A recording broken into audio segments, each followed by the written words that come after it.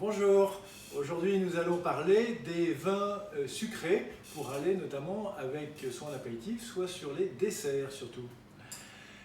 Je vais vous proposer 8 vins avec des régions différentes. On va commencer, si vous le voulez bien, par un Porto. Porto, donc un vin du Portugal, un vin qui est muté, on stoppe la fermentation en rajoutant de l'alcool. Donc on a un vin avec du caractère, sur des arômes de fruits rouges et fruits noirs, puisqu'on est sur un vin, un rubis, un vin qui n'a pas eu beaucoup d'élevage, qui n'a pas eu d'élevage du tout en bois d'ailleurs, un élevage en bouteille. Ce produit-là va aller, ce vin va aller très bien, notamment sur tout ce qui est accord de chocolat. C'est un des seuls vins qui tient sur le chocolat. Je vous invite à le déguster, vous serez vraiment étonné. Vous pouvez le boire à température ambiante ou le boire légèrement frais, 14, 15, 16 degrés pour justement diminuer un petit peu l'alcool. Donc sur un gâteau au chocolat par exemple, 6150 francs le prix.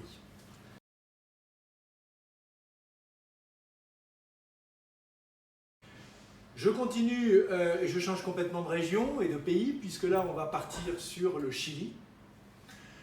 Le Chili avec toujours un vin de la famille Frontera, Late Harvest, qui veut dire en fait vendange tardive.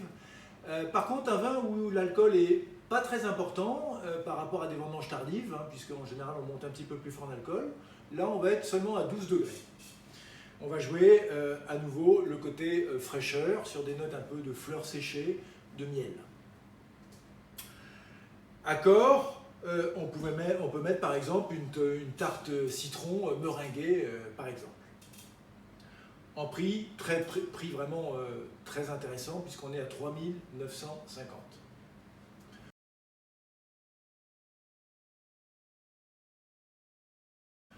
Je reviens sur la France, sur un Bordeaux, un moelleux, Bordeaux moelleux, où là, le cépage qui va être utilisé est plutôt le sémillon, comme on aura tout à l'heure sur le sauterne de la même région.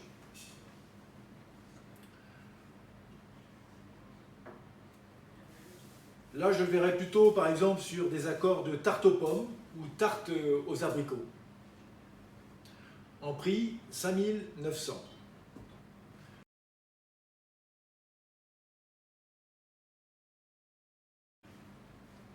Ensuite, on va travailler sur deux Languedoc, deux Muscat, avec deux prix un peu différents, deux positionnements différents. Le premier, on est sur un cuvée Prestige réserve naturelle, sur un vin bio déjà, pour ceux qui aiment les vins bio. Et le deuxième sur une appellation Muscat Saint-Jean de Minervois.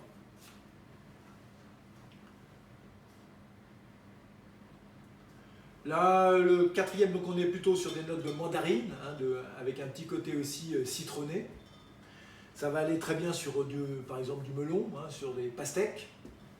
Le deuxième est un peu plus complexe, avec plus de maturité, vraiment des notes d'abricot.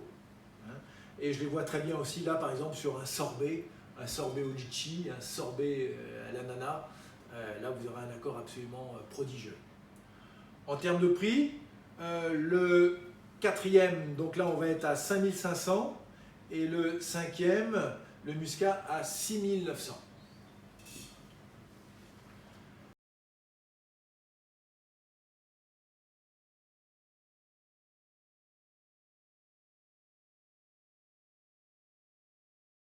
Pour terminer, on change encore de région, on passe à un vin de Loire. La Loire, sur un qui offre de nombreux vins moelleux, on a les Bonzo par exemple, les Quarts de Chaume, et aussi les Coteaux du Léon. Là, nous avons un Coteaux du Léon, vin aussi sympathique. On monte aussi en puissance en termes de sucre, on était sur des 40, 50, 60 grammes de sucre. Là, on est un petit peu plus, 80, 90 grammes de sucre, comme le sauterne d'ailleurs. Coteaux du Léon, donc là, pareil, sur un sorbet aux fruits à la passion. Là, vous allez vous faire plaisir aussi. Un petit peu plus cher, 9150, ça permet aussi d'avoir des produits un petit peu différents en fonction des occasions et du prix que vous voulez mettre.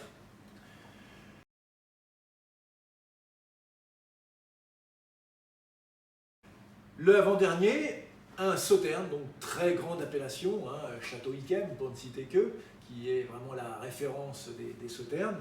un vin en culture bio à des prix raisonnables pour un sauterne. Forcément, on monte d'un cran. Là, on est à 17 500 francs.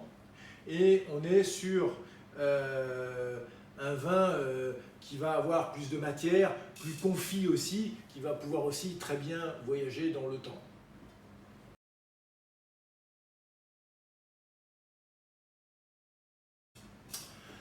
Et le dernier, alors là on monte sur l'Alsace bien sûr avec les vendanges tardives et les sélections de Grenoble. Là on est sur une sélection de Grenoble. Donc là on va encore plus loin chercher des raisins qui sont carrément botrytisés, qui sont surmûris, gorgés de sucre. Et là on monte à 220-240 grammes de sucre résiduel. Donc quelque chose de beaucoup plus sucré mais extrêmement fin. Vraiment là on est dans les très très grands vins moelleux et sucrés. Ça va aussi bien aller sur des desserts, des tartes à la figue par exemple. Hein. Voilà, vous pouvez mettre aussi ça sur un foie gras, bien qu'aujourd'hui on parle plutôt des desserts. Donc là, faites-vous plaisir. Là, on est vraiment sur une très très belle cuvée. En prix, forcément, on monte un petit peu puisqu'on est à 17 500 francs. Je vois par exemple une glace au pain d'épices, hein, pour retrouver un petit peu les arômes qu'il y a dans le vin. On est sur vraiment là un grand vin, un vin de fête aussi, un vin de Noël